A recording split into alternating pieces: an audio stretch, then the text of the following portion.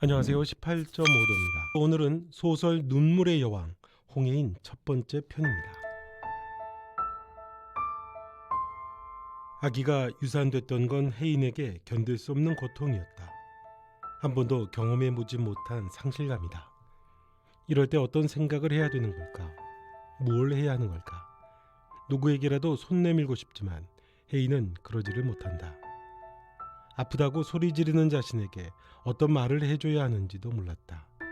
매일 절망이 찾아왔다. 버티는 수밖에 없다. 그런데 현우가 갑자기 방을 옮겼다.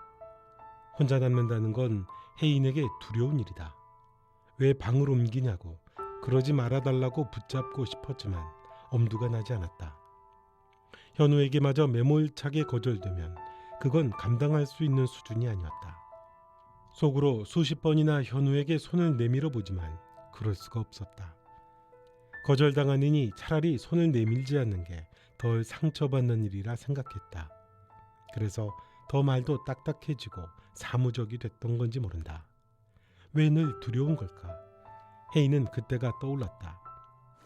그해 여름 가족이 보트놀이를 하다 큰 사고가 생겼다. 오빠가 물에 빠져 죽었다. 혜인이 자신도 물에 빠져 죽을 뻔했다. 오빠가 죽었다는 충격과 물속에서 자신도 죽을지 모른다는 공포가 생생했던 여름이었다. 혜인은 자신을 구한 게 오빠였는지 확실하지 않았다. 아닌 것 같기도 했다. 오빠가 그렇게까지 수영을 잘하지는 못했던 걸로 알고 있다. 하지만 가족들은 자신을 구하려다 오빠가 그렇게 죽은 걸로 알고 있었다.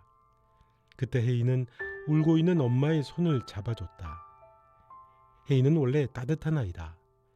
고아원에서 개에게 쫓길 때 고아원에 있는 아이 중 하나가 몸을 던져서 자신을 구해준 적이 있었다. 너무 놀라고 무서웠지만 다행히 그 아이 덕분에 다치지 않았다.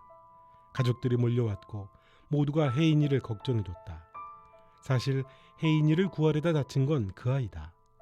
하지만 모두 그 아이를 신경 쓰지는 않았다. 가족과 돌아가려다 혜인은 그 아이에게 향했다. 그리고 그 아이 무릎에 난 상처를 정성스럽게 자기 손수건으로 싸매줬다. 혜인이는 그런 아이였다. 약하고 상처난 사람을 보면 그냥 지나치지를 못했다. 엄마의 손을 잡았을 때 엄마는 어린 혜인이의 손을 밀쳐냈다. 순간 혜인은 숨이 막혀왔다. 깊은 바다에 빠져 숨을 쉴 수 없을 때처럼 무서웠다. 엄마에게 왜 그러냐고 물어보고 싶지만 무서워서 말이 나오지 않았다. 그 후로도 혜인은 몇 번이나 엄마에게 손을 내밀었지만 매번 엄마는 거절했다. 손만 밀어낸 것이 아니다.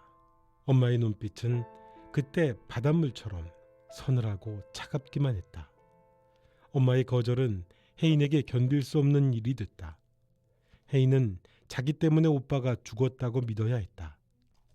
혜인은 여전히 깊고 컴컴한 물속에 혼자 가라앉는다고 느꼈다. 그때부터 먼저 손을 내미는 게 두려워졌다. 거절감보다는 차라리 깊은 바닷속에 혼자 있는 게 낫다고 생각했다.